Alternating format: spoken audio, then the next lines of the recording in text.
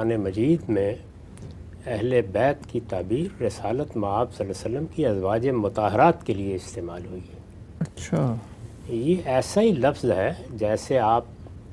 اپنی زبان میں گھر والے بولتے ہیں، یعنی اگر آپ نے کسی اپنے عزیز کو اپنے ہاں مدعو کیا ہے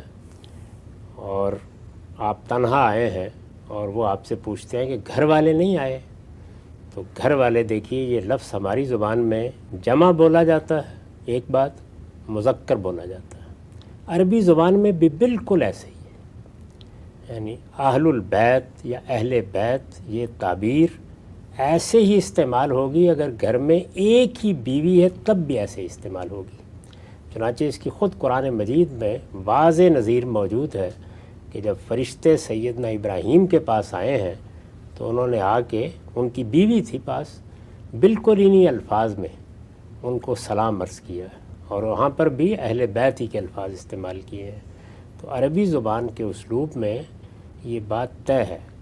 رسالت مآب صلی اللہ علیہ وسلم نے جو روایتیں آپ نے بیان کی ان پر میں اس وقت کوئی تبصرہ نہیں کروں گا، اس لیے کہ وہ بحث پھر کسی دوسرے گوشے میں چلی جائے گی،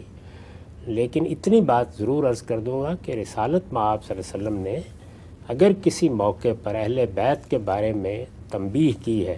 یا کہا ہے کہ میں ان کو چھوڑے جا رہا ہوں، ان کے بارے میں متنبہ رہنا، تو اپنی ازواج کے بارے میں کہا ہے۔ اس لیے اپنی ازواج کے بارے میں کہا ہے کہ ازواج مطہرات کے بارے میں قرآن یہ بتاتا ہے کہ ان کی تمام ذمہ داری رسول اللہ کے بعد اس امت پر ڈالی گئی تھی، ان کے لیے شادی کرنا، نکاح کرنا ممنوع قرار دے دیا گیا تھا۔ رسول اللہ صلی اللہ علیہ وسلم نے ایک خاص موقع پر ان کو تخییر کا حق دیا، وہ قرآن میں بیان ہوا ہے۔ سورہ احزاب کا موضوع یہی ہے کہ ایک موقع کے اوپر جب پورے خاندان کو، رسالت مآب صلی اللہ علیہ وسلم کے گھر والوں کو، آپ کی ازواج کو اسکینڈلائز کرنے کی اسکیمیں بنی،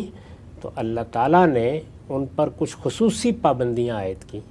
اور ان پابندیوں کو عائد کرنے سے پہلے ان سے پوچھا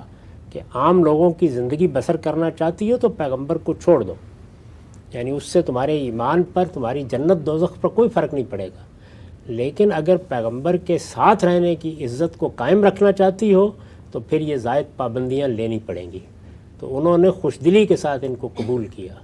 اور اس کے بعد ان کے بارے میں یہ ہدایت کر دی گئی کہ اب رسول اللہ صلی اللہ علیہ وسلم اب یعنی اس کے بعد ان میں سے کسی کو طلاق نہیں دے سکتے،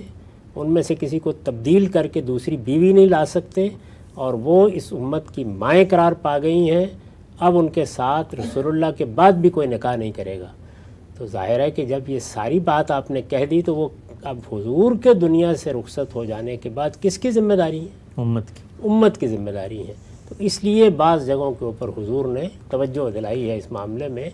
کہ میں یہ امانت تمہارے پاس چھوڑ کے جا رہا ہوں، میری ازواج، میری بیویاں یہ در حقیقت ایک بڑی قربانی دے چکی ہیں، اور ان کو اب ایسے ہی زندگی بسر کرنی ہے، یہ اپنا گھر نہیں نیا بسائیں گی۔ عرب میں تو آپ جانتے ہیں کہ سیدنا صدیق کی وفات ہوئی اور عدت پوری ہوئی تو ان کی اہلیہ نے حضرت علی سے شادی کر لی، وہاں تو یہ کوئی تصور ہی نہیں تھا، لیکن ازواج مطہرات کو رسول اللہ ہی کے گھر میں زندگی بسر کرنی تھی، ان کے لیے ہدایت تھی کہ وہ کوئی معاشی جدوجہد بھی نہیں کر سکتی، ان کو گھروں کے اندر ہی رہنا ہے، اور ان کو ان آداب کی پیروی کرنی ہے آخر دم تک جو ان کے لیے سورہ احزاب میں بیان کیے گئے ہیں۔ تو اس لیے یہ پوری مسلمان امت کی ذمہ داری تھی کہ جب تک وہ باقاعدہ حیات ہیں ان کے لیے عزت کے جذبات ہوں، ان کو ماؤں کی حیثیت سے رکھا جائے، ان کی ضروریات کو پورا کیا جائے، ان کے بارے میں وہ تمام ذمہ داریاں ادا کی جائیں جو ماؤں کے بارے میں بیٹوں پر عائد ہوتی ہیں۔ تو یہ وجہ ہے اہل بیت کے زیر بحث آنے کی۔ اس معاملے میں جو تصورات ہمارے ہاں رائج ہیں بالکل بے بنیاد ہیں، کوئی حیثیت نہیں کی۔ باقی رہ گئی یہ بات کہ کسی وقت جب محبت کے اسلوب میں آدمی اپنے بچوں یا اپنے نواسوں یا اپنی نواسیوں یا اپنے پوتوں کے بارے میں بھی یہ بات کرتا ہے کہ یہ تو میرے گھر والے ہیں، تو یہ اصل میں توسیع کا اسلوب ہوتا ہے۔ اصل میں اہل بیت کون ہیں؟ ازواج مطہرات، یعنی رسول اللہ صلی اللہ علیہ وسلم کی بیویاں۔ پہلے تو یہ بات سمجھ لیجئے۔ اس کے بعد اب تھوڑی دیر کے لیے اس مقدمے کو مان لیجئے جو آپ نے بیان فرمایا ہے کہ حسن سلوک کرنا ہے، محبت کا مرجع بنا کے رکھنا ہے،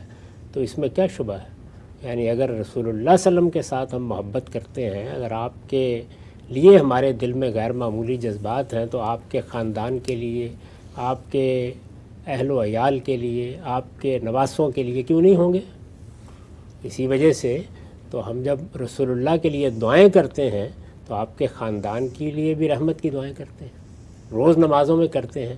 تو یہ جو جذبات محبت کا اظہار ہے یا رسول اللہ صلی اللہ علیہ وسلم کے لیے اللہ کی رحمت کی دعا کرنے کے داعیات ہیں، یہ تو ہر مسلمان کے ایمان کا تقاضا ہے۔